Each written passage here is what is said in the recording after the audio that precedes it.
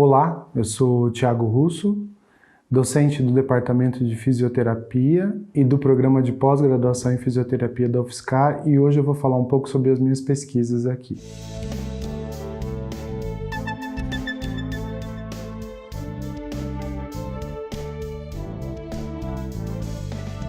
Os meus principais interesses em pesquisa estão envolvidos com o estudo das alterações do sistema cardiovascular e a interação com os processos de recuperação no pós-AVC. É sabido que grande parte das pessoas que tiveram AVC apresentam comportamentos sedentários como ficar muito tempo sentado em casa ou andar pouco. Isso aumenta o risco de novos episódios de AVC ou mesmo da chance de morrer. Então, nós, nos últimos trabalhos desenvolvidos aqui em São Carlos, verificamos que esses pacientes guardam uma relação interessante com a quantidade de passos que eles dão ao longo do dia. Então, quanto menos eles caminham, maior é o gasto energético que ele leva para fazer atividades do dia a dia. Isso dificulta e faz com que essas atividades passem a ser muito custosas, difíceis para serem executadas.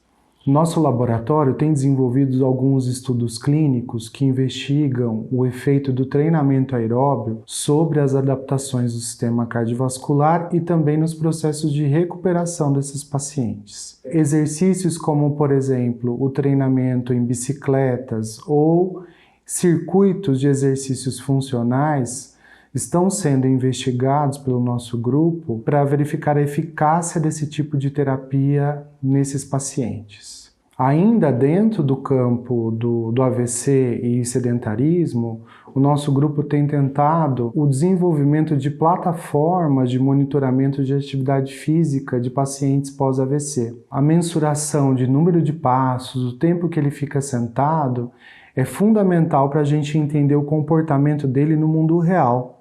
O uso de sensores inerciais tem grande aplicação nesse campo, então a gente tem feito testes e avaliações que mimetizam o dia a dia dele e tenta então classificar esses padrões de movimento para que a gente possa então desenvolver aplicativos de interação com esses pacientes e que complementem a terapia tradicional que é realizada, como por exemplo dentro de uma sessão de fisioterapia.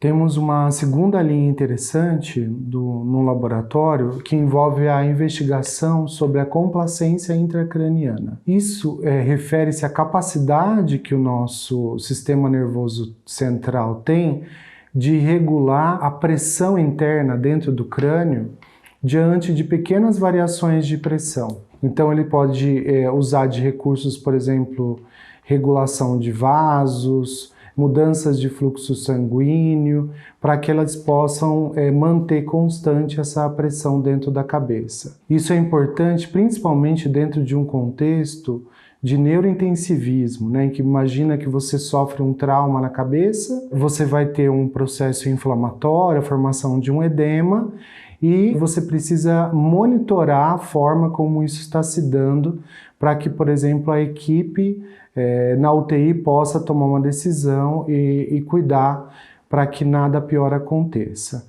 Nesse sentido, a gente tem experimentos com pacientes pós-AVC e também experimentos que mimetizam microgravidade, que teriam aplicações diretas, por exemplo, em viagens espaciais. É sabido que quando a gente viaja para o espaço, há um aumento da pressão intracraniana em decorrência da falta de gravidade que puxa o sangue para baixo na região das pernas. Então esse sangue ele fica concentrado na região do tronco e da cabeça dos astronautas. Então a partir desse tipo de monitorização, você consegue dizer, por exemplo, como está a evolução da saúde cerebral desses indivíduos.